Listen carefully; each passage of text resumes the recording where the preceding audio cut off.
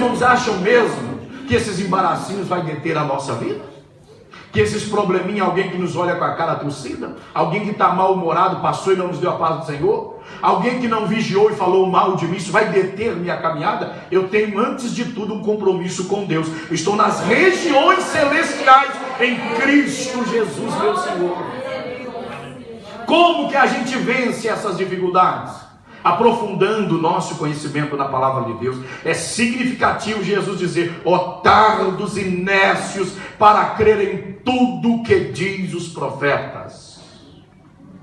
Precisamos olhar os dois lados, precisamos analisar os dois lados, precisamos ver os dois lados. Em primeiro lugar, disse aos irmãos: como vencer isso então? Como vencer? Nós precisamos aprofundar nas escrituras da palavra de Deus. Por isso a gente bate de cima, a gente fala, e sei que para algumas pessoas é chatice, mas é melhor a gente continuar sendo chato. Venha para a igreja, venha ouvir a palavra de Deus. Lembrem que aqui eu falei com os irmãos sobre ouvir no culto de passagem de ano. Ouvir, disse Jesus, eles têm Moisés e os profetas, ouçam-os, ouçam-os. Porque preste atenção, quantas vezes que você quer interpretar coisas a seu bel prazer, ao seu próprio modo, você quer dar sentido à palavra de Deus. A gente quer dar sentido à palavra de Deus. A gente quer apoiar. Quantas coisas que a gente cria uma linha para defender. Então é preciso que a gente venha para a igreja. Por isso a Bíblia diz que a fé vem pelo ouvir. Seja cuidadoso sempre em meditar na Bíblia, em ler a palavra de Deus. Mas preste atenção, congregar e ouvir a palavra de Deus é essencial. É essencial, é necessário, porque aqui a gente ouve e diz a Bíblia que a nossa fé ela cresce por estarmos ouvindo a palavra do Senhor nosso Deus. Deus seja bendito para sempre. Segundo lugar, é preciso, estou indo rápido. Segundo lugar, é preciso desenvolvermos uma vida de devoção a Deus, uma vida diária de devoção a Deus. É como uma flor, é como uma plantação, que ela precisa ser regada constantemente. Ela depende do sol, ela depende também da água. Excesso de sol a matará, mas excesso de água também a matará. Se Deus só colocasse coisas boas nas nossas mãos, se nós não experimentássemos adversidades, nós éramos as pessoas mais molengas que existem. É verdade. Nós éramos as pessoas mais frágeis que existem. Nós éramos as pessoas mais fracas que existem. Eu tenho dito aos irmãos que a igreja primitiva, a resposta é a gente que dá. A igreja primitiva usava todas as adversidades e transformava em oportunidades para glorificar o nome de Jesus. Esse deve ser o nosso entendimento. Deve ser o posicionamento da igreja. Não fugir das adversidades, mas em Deus encontrar força para vencer as adversidades. Se você vence uma adversidade diária, não tenha dúvida que Deus é honrado através da sua vida. Deus é louvado através da sua vida. Há quem olha e diz: nele eu percebo a verdadeira fé. Vejo um homem, vejo uma mulher, vejo um jovem, vejo uma pessoa que desenvolveu um relacionamento com Deus. É injustiçado ao meu modo de ver, mas ele é firme com o Senhor. Passa por provas, parece que ele tem tudo para ser o que não é, mas ele é firme com o Senhor. Ele ama a Deus, ele serve a Deus, como a Bíblia diz, ele ama a Deus de todo o seu coração, com todas as suas forças e de todo o seu entendimento. Bendito seja para sempre o maravilhoso nome do Senhor. Então nós precisamos desenvolver uma vida devocional, diária. Precisamos desta comunhão gloriosa com o Senhor nosso Deus. É preciso sempre estar aos pés do Senhor. Se a tua esposa não orar, ore. Se o teu esposo não orar, é conselho, não divida a casa, mas ore, mulher. Se os pais não oram, o que te impede de orar, filho? Se os filhos não oram, o que impede os pais de orar? Orem. Possua uma vida devocional. Tenha uma vida de relacionamento com Deus. Tire momentos, a gente diz, gaste momentos com Deus. Não, na verdade, meus irmãos, ganhe tempo com Deus. Glória a O Deus. tempo que a gente gasta é com outras coisas. Aos pés de Cristo é tempo ganho. Com Jesus é tempo ganho. Eu insisto, estou orando e os irmãos estão me ajudando, graças a Deus. Precisamos de um despertamento espiritual para nós termos devoção, para servirmos a Deus com alegria, com prazer, com amor. Glória a Deus. Isso precisa voltar para as nossas vidas. Vamos vencer essas dificuldades se tivermos em segundo lugar uma vida devocional. Tivermos um devocional com Deus. Lute por isso, por uma vida devocional. Bendito seja o santo e glorioso nome do Senhor. Bom, passe para o versículo 26 aí, por favor. Deixe essas duas observações. Passe para o versículo 26 do capítulo 24 de Lucas. Vamos ler novamente? Me ajudem, por favor. Porventura não convinha que o Cristo padecesse estas coisas e entrasse na sua glória. Meus irmãos, aqui Jesus fala, já tendo passado por essas coisas. Que coisas são essas? Jesus está falando do seu padecer. É interessante notar, quando a gente vai analisar, que aqui no versículo 26 a palavra convinha quer dizer a necessidade do sofrimento de Jesus. Parece que isto quer fugir a nossa capacidade e é um tanto quanto às vezes difícil para nós, e eu tenho dito que se a gente não estiver provido da mente divina, nós teremos certas dificuldades para entender, porque como é possível esse Deus todo amoroso, por vezes, permitir que a gente sofra e não interferir nesse sofrimento, tendo Ele todo o poder para interferir, tendo Ele poder para mudar qualquer situação. Olha, você está falando, você está ouvindo nesta noite a respeito do único Deus, não há outro, do único Deus, o Criador do céu e da terra. Você está ouvindo a respeito daquele que abriu o mar vermelho. Aleluia. Está ouvindo a respeito? Glória a Deus. Nunca na história se ouviu dizer, fora deste momento, que o mar se abrisse e mais de 2 milhões de pessoas o atravessassem a pés enxutos.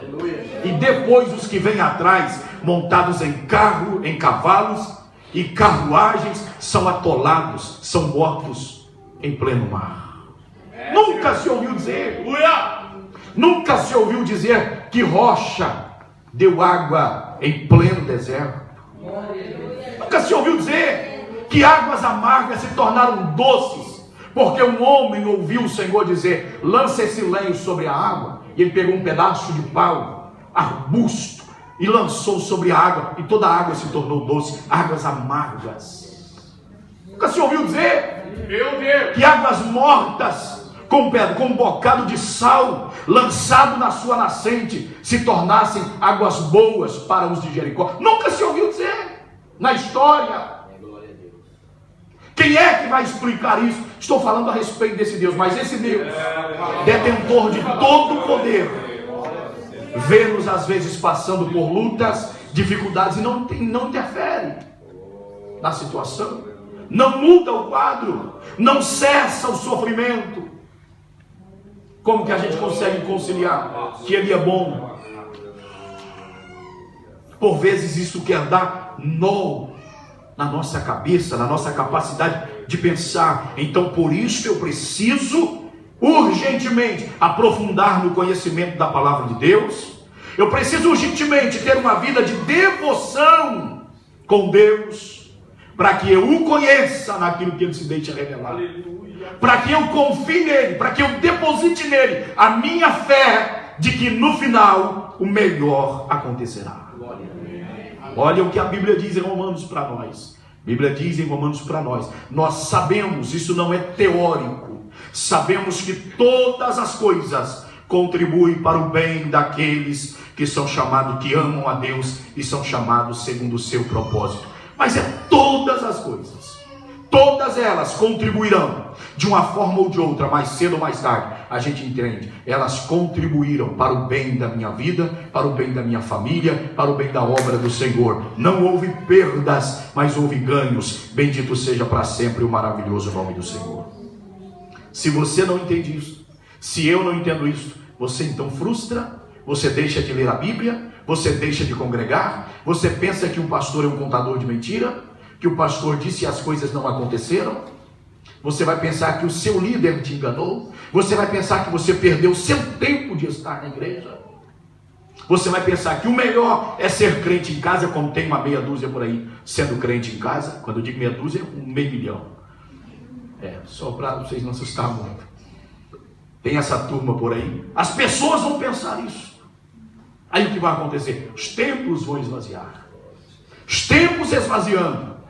Não havendo entre nós esse vigor, essa força dinâmica do Espírito de Deus entre nós, pararemos com evangelização, pararemos com missão, e a gente sabe quem está atrás dessas coisas. E a gente sabe qual que é a mente que está por trás dessas coisas. Será uma igreja de nome, mas não será uma igreja viva, não será uma igreja atuante, não será uma igreja que esteja promovendo alguma coisa. Sabe, esses dias eu estava lendo, alguém diz assim: ministério que não custa nada, não realiza nada. Isso começou com o de Jesus. Jesus foi quem mais sofreu, mas olha os resultados, nunca deixou de dar. Desde que Jesus Cristo morreu, essa semente tem dado frutos, nunca deixou de dar, debaixo das piores perseguições. Quanto mais matavam em Roma, no Coliseu de Roma, mais crentes nasciam. Quem entende aquilo? Lançavam crentes aos leões, morriam ali. Lá quem via, lá quem estava vendo, se tornavam crentes por ver sofrimento de algumas pessoas. Nunca mais deixou de dar frutos para o reino de Deus. E enquanto Jesus não voltar, não vai deixar de dar frutos. Bendito seja o santo e maravilhoso nome do Senhor. Então eu preciso entender que quando Jesus, o próprio Jesus está dizendo, porventura não convinha que o Cristo padecesse essas coisas e entrasse na sua glória. Veja que Jesus não mostra só o lado do seu padecimento, mas ele mostra também o lado da sua glória. Quando Jesus disse lá que é chegada a hora do Filho do Homem ser glorificado, ser morto, ele usa a expressão glorificado, Jesus está dizendo que o sofrimento é o caminho para a entrada na sua glória. Preciso entender. Daqui a necessidade que eu disse aos irmãos outro dia, de nós vermos além das dificuldades. A igreja precisa aprender com Cristo a não se ater ao momento que nós estamos vivendo. Nós precisamos olhar para amanhã. Nós precisamos olhar além dessas dificuldades, além dos problemas, além das adversidades. A igreja tem que ter essa visão. A igreja tem que saber que o evangelho é operante, é dinâmico, o evangelho é vivo, ele produz vida, que se você pregar, alguém vai crer, que se você pregar, alguém vai ser salvo, que se você orar, alguém vai render a Jesus, que se você orar, o diabo vai afastar. Jesus não diz que há castas de demônios que só saem pelo poder da oração e do jejum. Jesus não diz, se a igreja orar, as forças malignas haverão de recuar, o adversário haverá de retroceder, as lutas serão vencidas e crentes serão fortalecidos. A igreja tem que crer nisso, a igreja precisa viver isso, nós precisamos respirar isso. Irmãos, o ideal não é termos algumas pessoas que orem, o ideal é termos uma igreja que ora, o ideal não é termos alguns crentes que fazem, o ideal é termos uma igreja que faz, uma igreja que está toda unida em um propósito só para a glória do nome do Senhor. Então perceba que havia a necessidade do sofrimento de Cristo, mas vem a pergunta, por quê? Primeiro, existe pelo menos duas razões. Estou trazendo coisas básicas para nós. Primeiro, o sofrimento foi necessário para a salvação do ser humano. Todos nós sabemos isso.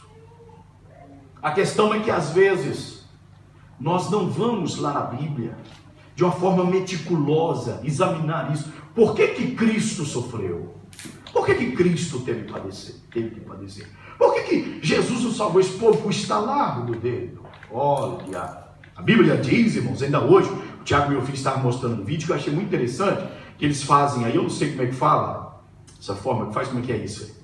Aqueles bonequinhos, mas falando sobre a Bíblia, mas eles dão um nome, eu esqueci. Quem está falando? Animação, muito bem, de animação. Mas uma coisa muito bem feita, falando sobre nossa salvação, muito interessante. Muito interessante mesmo, vale a pena ver. Então preste atenção, por favor, meu querido irmão.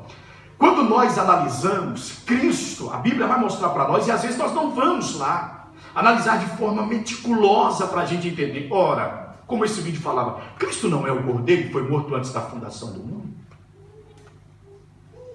No eterno passado, a Bíblia já não está dizendo que Jesus seria imolado como Cordeiro de Deus, que Jesus teria que morrer.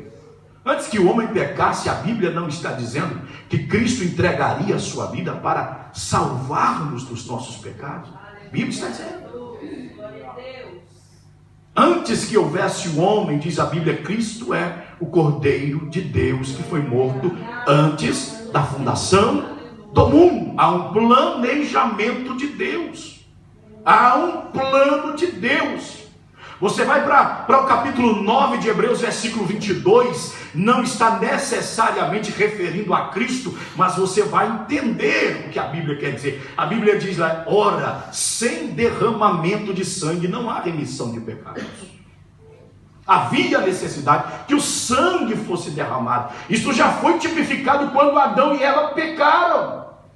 O próprio Deus imolou um animal para tampar a vergonha do homem, para propiciar o escape para aquele homem e para aquela mulher, já indicando que Jesus, quem devia morrer era Adão e Eva, mas um animal foi imolado por Deus no lugar de Adão e Eva, já indicava quem tinha que subir à cruz, morrer aquela morte de afronta, que a Bíblia diz, de vergonha, de desprezo. Quem tinha que morrer era eu e você, mas Cristo assumiria o meu e o seu lugar.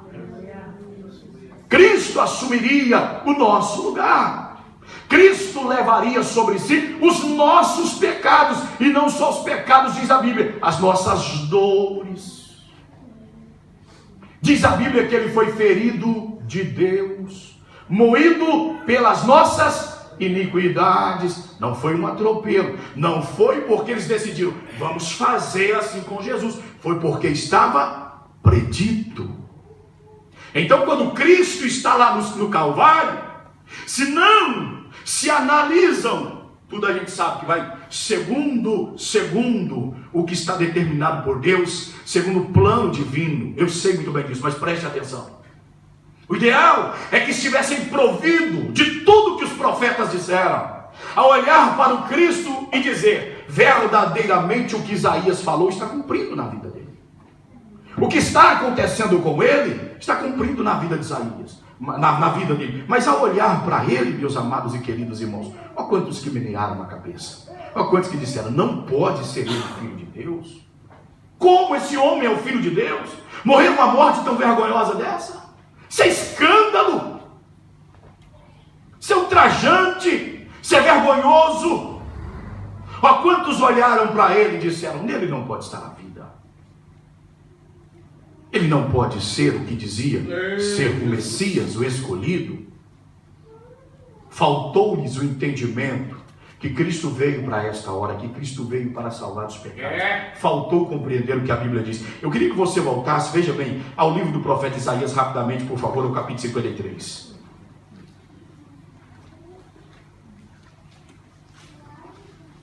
Isaías 53. Glória a Jesus.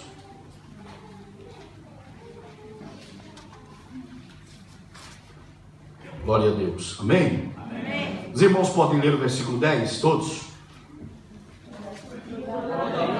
Ao Senhor agradou com ele, fazendo enfermar, quando as palavras se puser por designação liberada, verá a sua posteridade, prolongará os dias, e o bom prazer do Senhor prosperará na sua mão. Veja que aqui onde a Bíblia está dizendo que a alma de Cristo seria colocada para a expiação dos nossos pecados, para tapar os nossos pecados, propiciar, cobrir os nossos pecados, tirar os nossos pecados.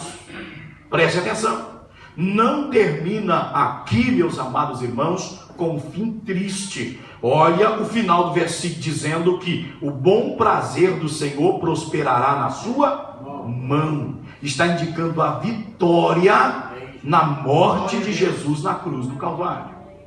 Agora, é bom que a gente perceba, como disse aos irmãos, nós precisamos entender que o sofrimento de Cristo foi necessário para a salvação do ser humano, que a Bíblia está dizendo, todavia ao Senhor agradou moê-lo, fazendo enfermar. Bom, se a gente for olhar, eu queria ter trago para os irmãos aqui, de uma forma detalhada, lida, né? Se nós estivéssemos usando aqui, eu ia até trazer para os irmãos ver, no original, que vai mostrando para nós o capítulo 53 de Isaías.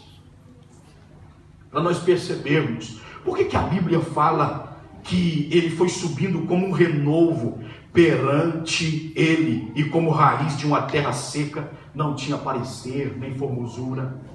Veja o que a Bíblia diz, olhando nós para ele, nenhuma beleza víamos para que o desejássemos. Veja, o nosso Senhor Jesus Cristo, em que contexto ele estava? Era desprezado, diz a Bíblia, o mais indigno entre os homens, para pessoas, é claro, homem de dores, experimentado nos trabalhos, como um de quem os homens escondiam o rosto era desprezado, e não fizemos dele caso algum. Esses aqui, por eles Jesus morreu.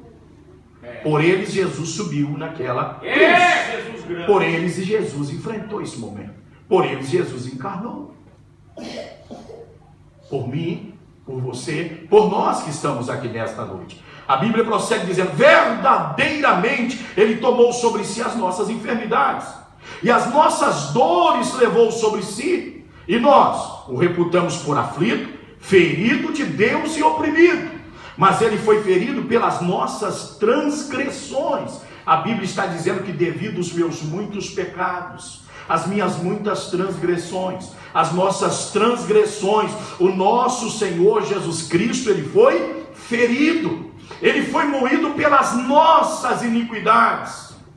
Tem cristão que não passa por aqui, tem crente que não pensa sobre isso. Nós seríamos mais crentes se nós passássemos na cena do Calvário, do sofrimento de Jesus. Nós seríamos mais gratos pela nossa salvação, nós teríamos mais prazer. A gente não veria pessoas dizendo, eu vou largar de mão, eu não vou mais à igreja, eu não sou crente mais, eu não faço parte mais desse determinado negócio da igreja, eu não oro mais, eu não falo mais. Irmãos, os crentes estão tão agarrados em tanta picuinha desta terra, que eles estão perdendo toda a noção do que Deus fez por eles em Cristo Jesus. Estão perdendo a noção. Parece que estão inconscientes, não percebem o que Deus fez por eles, o que Jesus fez por nós. E por isso, irmãos, é claro que resultante a isso, ou como resultado disso, nós vamos perceber cristãos desanimados, cristãos querendo achar o porquê de ser crente, porquê de ser fiel, porquê de consagrar, porquê de mortificar a carne. O porquê. Essas indagações vão estar sempre presentes. O porquê, o porquê, o porquê. Mas vamos continuar. Ele foi, diz a Bíblia, ele foi ferido pelas nossas transgressões, moído pelas nossas iniquidades. O castigo que nos traz a paz, como entendemos isso? Ou seja, você tem paz porque ele foi castigado por você. O castigo que houve sobre Jesus, ou seja, a justiça de Deus sobre o meu pecado, sobre o seu pecado, foi imputada sobre Cristo. Cristo pagou esse preço, sofreu esse castigo, para que eu e você hoje tivéssemos a paz que eu, você, nós aqui temos. Ainda pensamos que fomos salvos de graça? Como as pessoas dizem, salvação é de graça. Salvação é de graça. Ela nunca foi de graça. ela é sempre pela graça diferente. Houve um preço pago, e Jesus pagou ele, ninguém poderia pagar. Jesus pagou o preço por mim e por você. Glória a Jesus por isso. Que Ele seja louvado por ter pagado esse preço pela minha alma, pela sua alma. Glória seja dada ao Senhor. Então, meus amados, a Bíblia diz que pelas suas pisaduras nós fomos sarados. A forma como Jesus Cristo foi tratado, que Ele enfrentou, nisto nós fomos sarados. Diz a Bíblia: todos nós andamos desgarrados como ovelhas, cada um se desviava pelo seu caminho, mas o Senhor fez cair sobre ele a iniquidade de nós todos. Você estava lá, olha para cá, seu pecado estava lá, olha para cá, sua iniquidade estava lá. Olha aqui, não deixa eu não quero ferir você, não é ingrato, seu ingrato, sua iniquidade estava lá. O Senhor fez cair sobre ele a iniquidade de nós todos nós. Veja o que Jesus assumiu, que não era dele. Sabe, irmãos, às vezes eu fico triste quando eu vejo alguma pessoa que não percebe que antes de qualquer coisa a aliança dele é com Jesus, a aliança dele é com Deus. Preciso de todos vocês me apoiando, mas antes de ter fidelidade a mim é com Jesus, é com Deus. Senão não resolve, a gente perde tempo. Por isso eu disse aqui, olha, se um lado, meu filho, ó, descambar, não descambe, porque você tem uma aliança com Jesus. Foi sobre ele que caiu a iniquidade de nós todos. Como não honrarmos ele? Como não amarmos ele? Como não termos prazer em servir a ele? Como não? Aí eu fico pensando, meus amados irmãos, que podemos ser cercados de todas as coisas, bens da terra, glória desta terra, mas a nossa mentalidade é: eu fui compro por alguém, já não me pertenço. Antes de pertencer a mim, eu pertenço a alguém que me comprou. Ele tem o registro da minha vida, ele é meu dono, ele é meu possuidor, ele é meu Senhor. Bendito seja para sempre o maravilhoso nome do Senhor. Que Deus nos ajude. Vai a Bíblia dizendo: ele foi oprimido, mas não abriu a boca. Como um cordeiro foi levado ao matadouro, e como a ovelha muda perante os seus tosqueadores, ele não abriu a boca. Da opressão e do juízo foi tirado. E quem contará o tempo da sua vida? Porquanto foi cortado da terra dos viventes, e pela transgressão do meu povo foi ele atingido, por mim e por sua causa, por nossa causa, por causa de todos nós, ele foi atingido. Aí vem a Bíblia dizendo para nós no versículo de número 9: puseram a sua sepultura com os ímpios, e com o rico na sua morte cumpriu-se fidedignamente, porquanto nunca fez injustiça, nem houve engano na sua boca. Sabe quem é esse aqui, irmãos? A Bíblia diz, talvez falhe a minha memória agora, a Bíblia diz em Hebreus, já não consigo precisar se é 7:25, ele, o nosso sumo sacerdote, que é mais sublime do que o próprio céu, ele enfrentando isso. Nunca houve engano na sua boca, nunca cometeu injustiça. A Bíblia diz que em tudo, Hebreus capítulo 2, em tudo ele foi tentado, mas sem pecado. Por ter passado por tudo que nós passamos, ele agora pode interceder perfeitamente por nós, e pedir a Deus que tenha misericórdia de mim, de ti, de nós. Glória seja para sempre dada ao maravilhoso nome de Jesus. Deus seja louvado. Vem o versículo de número 10 dizendo: todavia, preste bem atenção, o assunto sério, quando a Bíblia está dizendo assim: porquanto nunca houve injustiça, nem houve engano na sua boca, então como que esse homem vai ser morto? Por que ele vai ser morto? Vem a Bíblia dizendo: todavia, eis o porquê, ao Senhor, todavia ao Senhor agradou moê-lo, fazendo enfermar, quando a sua alma se puser por expiação do pecado. Verá a sua posteridade, prolongará os dias, e o bom prazer do Senhor prosperará na sua mão. Fica aí não. Vai para o 11. O trabalho da sua alma ele verá. Ele está vendo nesta noite. Ele está contemplando o resultado do trabalho da sua alma. Ele contempla que nesta noite, lendo a sua palavra, pregando aos irmãos, como fruto do trabalho da sua alma. Ele contempla cada um de nós, como pessoas, cada uma de nós aqui, como sementes também, para sermos lançados em terra e para darmos frutos no seu reino, para a glória do seu nome, que é sobre todo nome. Bendito é o Senhor. O trabalho da sua alma ele verá e ficará satisfeito. Com o seu conhecimento, meu servo, o justo, justificará muitos, porque as iniquidades deles levará sobre si. Glória seja para sempre dada ao maravilhoso nome do Senhor. Então vá agora, por favor, para o capítulo 2.